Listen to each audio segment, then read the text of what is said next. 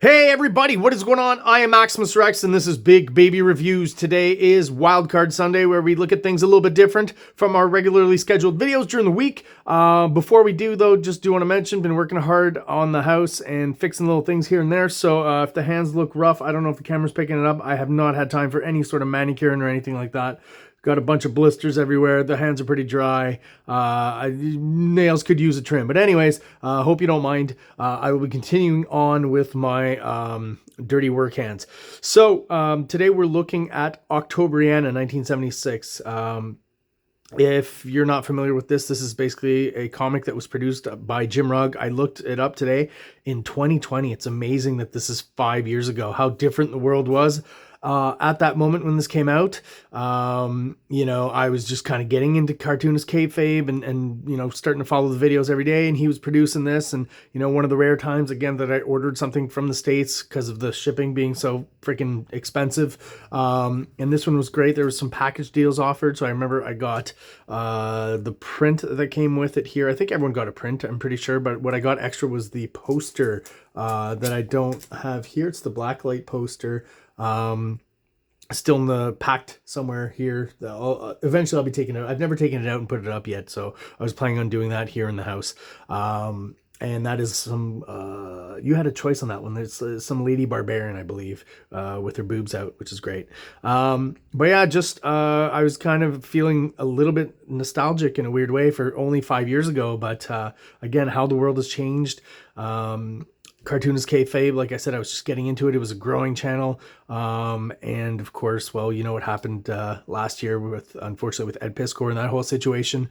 Not going to get into that today. But again, just kind of a reminder of just slightly better times I find in the kayfabe world, if you will. The world of comics seems to be hurting all around when it comes to distribution, and whether or not, you know, a dwindling fan base, I guess. So, you know, anything we can do, I guess, to get more comic book knowledge out there is hopefully going to help at least a little bit. So let's move on with the review of Octobriana 1976 by Jim Rugg. So, other than this, I've only ever I got the first issue of Hulk Grand Design. I do appreciate Jim Rugg's artistic skills a lot and his adaptive kind of style, where he'll adapt, well, at least in Hulk Grand Design, what I've noticed is going through the history of the Hulk, he'll adapt his style to the artist of that time or that period that he's covering on each page, which was actually really fun. But, you know, the whole idea of grand design, I don't know if I'm such a fan of ultimately. So some good stuff's been done there. I think I basically got the first issue of Fantastic Four Grand Design by Scioli and the first issue of X-Men Grand Design by Piskor. Just the concept itself, I don't think it's horrible, but it's just not really for me, I guess. So when it came to Jim Rugg, you know, that's all I'd kind of read. And this has just been sitting around for like 5 years in my to read pile. I realize now 5 years. I thought maybe, you know, thinking back 2 years or something. No, it's been there for a while. So it's time to open her up. I have read the comic, and I got to say, you know, a lot of times with these reviews, some comics I'm really into looking at, others not so much. They're kind of boring or whatever, and it can become a chore sometimes. So this one I kind of consciously set aside some time to read, just as I would any old comic book that I pick up. And I was pleasantly surprised. I really enjoyed the comic. The story's not too long. There's not too much dialogue. And it's kind of, in a way, I don't want to say the perfect comic, but it's a really good example of a comic book. You know, if you want to get someone into comics who's not necessarily into comics, I think it's a good thing to hand off. Kind of a one-shot comic with great visuals, flashy colors, and minimal dialogue. It doesn't take too long to read, and it is, again, like a complete story in and of itself. And the whole concept of this comic was blacklight colors, right? So that's obviously eye-catching here on the cover and all throughout the story. So yeah, no need to go through credits, I think, really. We know it's Jim Rugg, so he just, you know, right off the bat gets you right into it. So the interior covers the first page of the story. I would argue maybe the cover even is, but, you know, it certainly starts here. And the storytelling too is simple and effective. There's kind of a slight Lobo vibe, I find, in the sense of, like, you know, the parody aspect of comics, and, you know, maybe a bit of how Kevin O'Neill kind of treats stuff. And there's some, you know, instead of having to really explain, I mean, the image does explain pretty much overall what's going on here, but, you know, the fact that he wrote it out here is interesting. In the yellow, again, flashy blacklight neon colors, experimental sexual orgy. So he's obviously looking towards us. Who are you? And of course, on the other side, we've got Octobriana. And what a great, again, just, I love this idea of blacklight colors, and it's so psychedelic, so flashy, so in your face, almost seizure inducing. I really like that kind of stuff. You know, it's very surreal. The Coca-Cola logo cleverly covered up so as not to infringe on any sort of trademark or copyright. And the kind of hypnotic color effect all the way around. Like, how great is that? It's something that really grabs me visually. And I mean, again, minimal dialogue. That's all we've had now. And cut to our villain, Robot Stalin, the 25th Politburo of the Communist Party of the Soviet Union. So he's playing with all the tropes of the original Octobriana that, if you don't know, is kind of an underground comic book thing that happened in communist Russia, or at least countries that were under communist rule or Russian rule. During the communist regime, late 60s, early 70s, there were kind of methods of revolt, I guess, art as revolt, or comic books as revolt. And Jim Rugg is just kind of, you know, taken a lot of he's talked about how he studied the history behind Octobriana and all that in working on this comic, and just kind of mixed all of those elements into one kind of very sci-fi, surrealist, you know, 70s vibe, psychedelic kind of trip. And I think it works brilliantly as that. Yeah, Robot Stalin, again, is our villain. Love this shot with the eye just kind of popping out there. Some good cartooning there. And all throughout, I mean, I don't know what Jim Rugg has really as a default style. But again, he's playing around with things where sometimes things are, you know, somewhat realistic. And then here she's quite, you know, almost two-dimensional in a certain sense. But various influences coming from everywhere. Works well, though, as a whole. I think in a comic like this, it's easier to maybe pull in all those different influences and try different crazy things. But yeah, just the color on this really, again, I dig a lot. You know, to go with just a full white with just a bit of purple monochrome stuff here and there works really well, in contrast to then those psychedelic neon colors that he's using for the blacklight effect. And I'll be honest, I've not used any kind of blacklight on this. I would like to at some point. I don't have a blacklight on hand. I guess I could buy one on eBay. But there you go.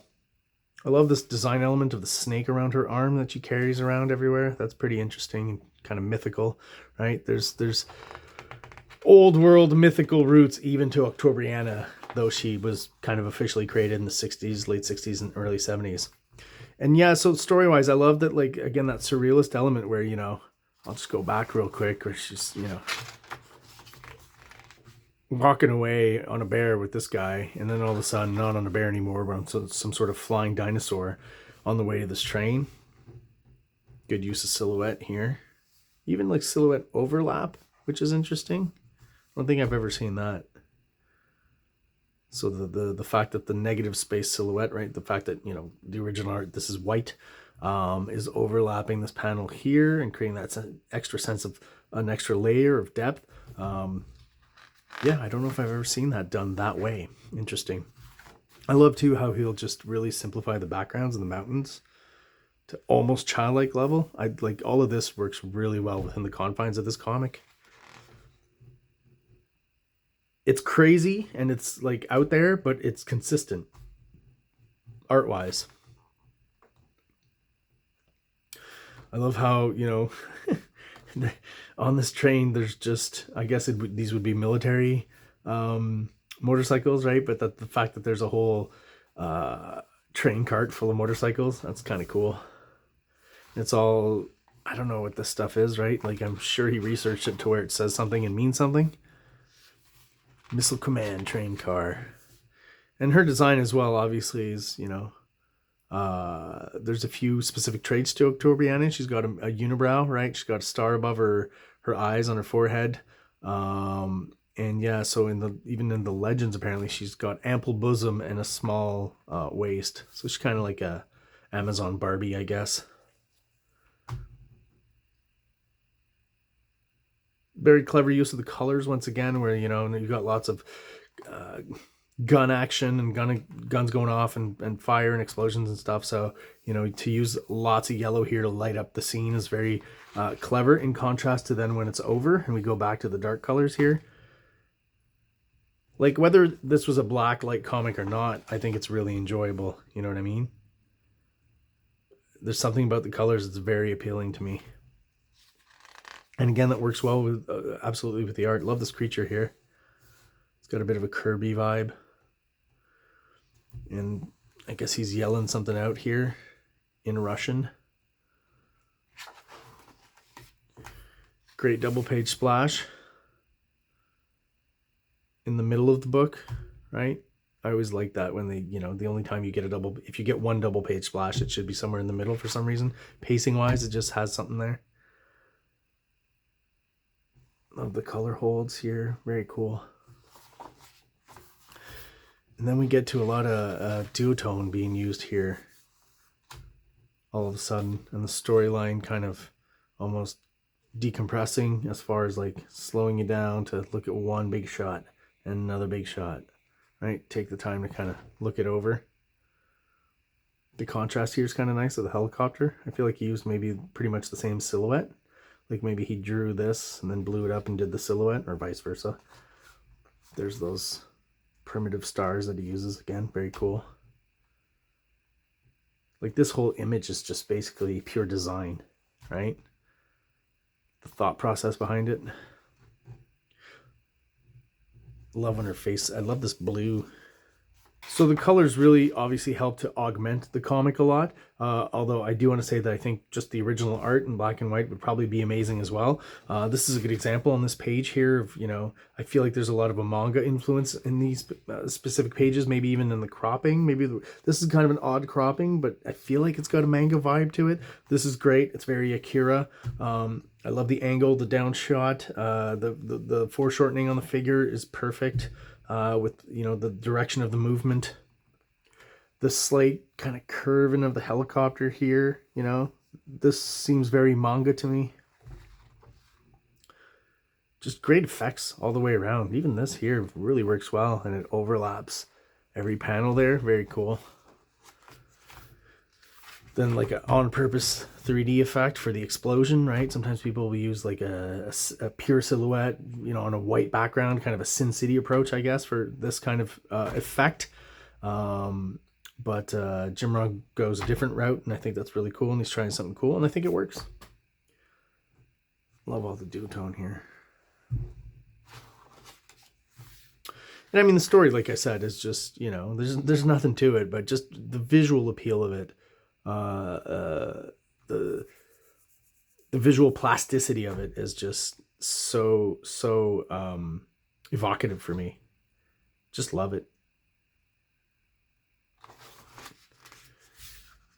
Get a great double page splash here that's really more of a montage, right, of the fight, which is, you know, really well done. Really fills out the page. I don't feel like he's cheaping out in any way by creating a double page splash. The storytelling's clear and concise all the way through. You know, you don't need the panel borders per se, and they're clear enough where you can follow the action in the reading direction. And again, those wonderful colors. And I mean, again, he kind of gets saved here and distracted. Oktobriana gets saved because the robot Stalin is distracted. She cuts his head off. I love this effect here of just like, again, a primitive kind of effect shape, I guess is what you would call that. Dynamic lines. I'm not exactly sure what this is called, but you know, we've all done it. Surprise around someone's head. And he doesn't waste any pages because this last page is actually printed right on the back cover, which I think is awesome. Like, you're just right into it at the beginning and right out of it at the end. It's a nice send-off as well. And there you go, guys. That's my review of Oktobriana. Like I said, a great comic, I think, to hand off to anyone who's not necessarily into comics, and just get them reading something real quick that they'll probably enjoy visually, and maybe tempt them to check out some other comics as well. So there you go. Everyone out there still watching, thank you so much for your support. I really do appreciate it. If you're not subscribed, please do so below. It only takes a second. Really helps the channel grow, helps get us out there to other people who are into comics just like we are. So everyone out there, have an awesome day. Like! Subscribe! Like! Subscribe! King Comics presents Big Baby, Volume 1, Issues 1 to 13, 204 pages of story and art. King Comics also presents Star Crasher one-shot, 32 pages, cosmic sci-fi surrealist adventure. You can find these fine comics at KingComics.CA, at MaximusRex13 on Instagram, or on Facebook, MaxRex or Big Baby.